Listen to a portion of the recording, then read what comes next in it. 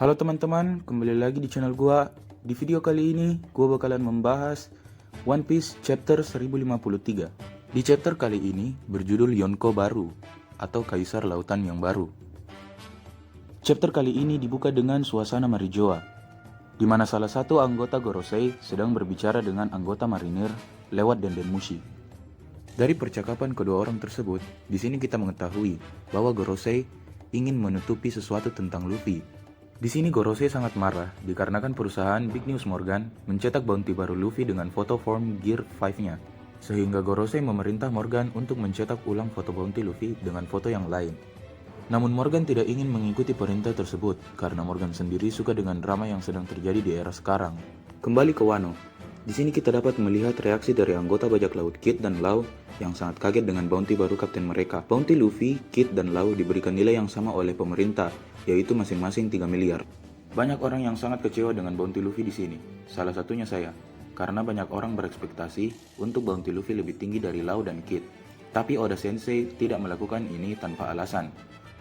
Menurut saya, alasan bounty Luffy disetarakan dengan bounty Kid dan Law, karena jika kita jumlah bounty Big Mom dan Kaido, total kedua bounty Yonko tersebut adalah sekitar 8,9 miliar.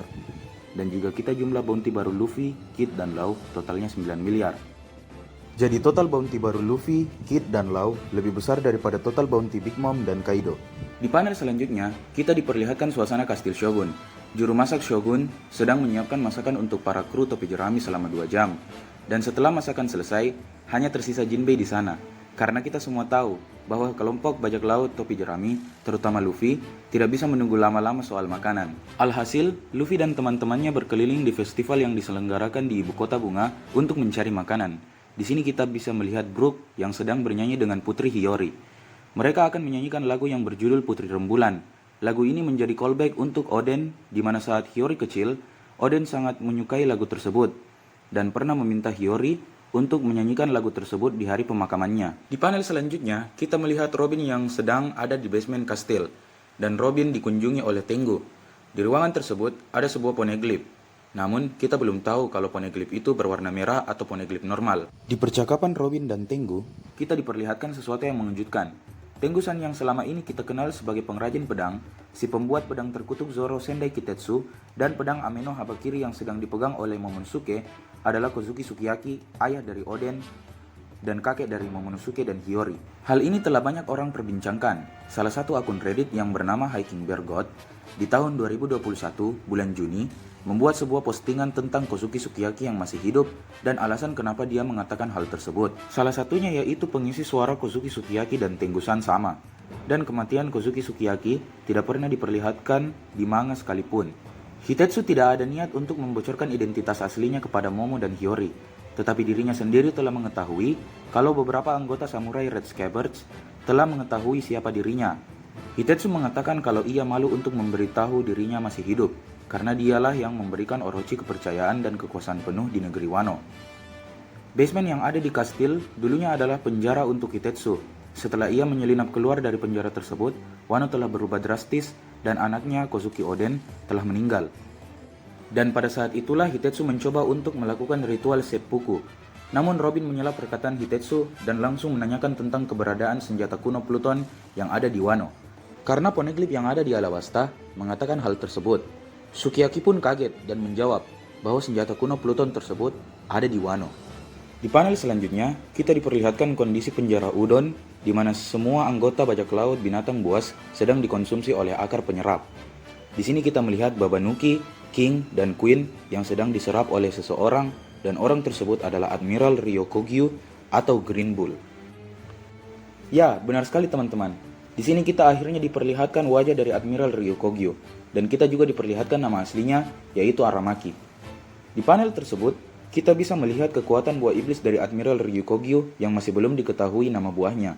Tetapi jika kita melihat pattern dari Admiral sekarang, yaitu Borsalino yang menggunakan buah iblis bertipe Logia, Fujitora yang menggunakan buah iblis tipe Paramecia, dan mungkin Ryukogyu yang menggunakan buah iblis tipe Mythical Zoan model Gaia, karena kekuatan yang berkaitan dengan tanaman. Di mana jika ia menginjakan kakinya di suatu lahan yang gersang, lahan gersang tersebut menjadi lahan yang subur dengan banyak tanaman. Di sini Aramaki menghubungi salah satu anggota angkatan laut untuk mengirim kapal perang ke Wano Namun Aramaki tidak ingin permintaannya diketahui oleh Sakazuki Akainu. Dia ingin mengambil kepala Mugiwara, Kid, dan Law di Wano. Dan jika ia berhasil melakukan hal tersebut, ia berharap Sakazuki Akainu akan terkesan dengan pencapaiannya. Selanjutnya, kita diperlihatkan suasana festival di ibu kota bunga. Luffy mengatakan kalau semua sekarang gratis.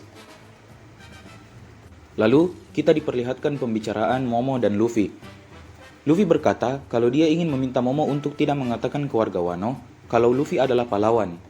Hal ini menjadi callback untuk arc Fishman Island, di mana Luffy marah ketika ia dipanggil pahlawan.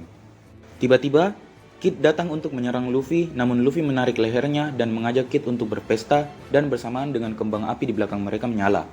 Anggota bajak laut Law, Kid, dan Luffy berpesta di sini. Namun, Kid langsung melepas tangan Luffy dari lehernya dan memberitahu Luffy soal bounty barunya serta pengumuman kaisar baru lautan yang baru atau Yonko baru. Di sini kita diperlihatkan Yonko baru, yaitu bagi si Genius, Akagami no Shanks, Kurohige Teach, dan Mugiwara Luffy. Dan chapter pun ditutup dengan Ryukogyo sudah hampir sampai ke tempat Luffy untuk menangkapnya. Di sini banyak yang bingung bahwa kenapa bagi yang jadi Yonko, kenapa bukan Law atau Kid. Pertama, kita harus mengetahui bahwa untuk menjadi Yonko perlu armada besar, sedangkan Law dan Kid belum memiliki armada besar seperti Shanks, Teach, Buggy, dan Luffy. Dan untuk menjadi Yonko diperlukan area kekuasaan. Contohnya Luffy menaruh namanya di Pulau Manusia Ikan agar orang yang berniat jahat tidak berani masuk ke area Luffy. Dan dengan kejadian Marineford, orang-orang tahu bahwa Buggy mempunyai koneksi dengan bajak laut Goldie Roger dan Akagami no Shanks. Terlebih lagi setelah Dovi dikalahkan oleh Luffy, dunia pasar gelap hancur, dan Buggy pada saat itu datang untuk menggantikan Dovi di bagian tersebut. Sekian dari video kali ini. Jika kalian ingin menambahkan hal-hal menarik di chapter 1053, silahkan komen, dan jangan lupa like jika kalian suka videonya. See you in the next video.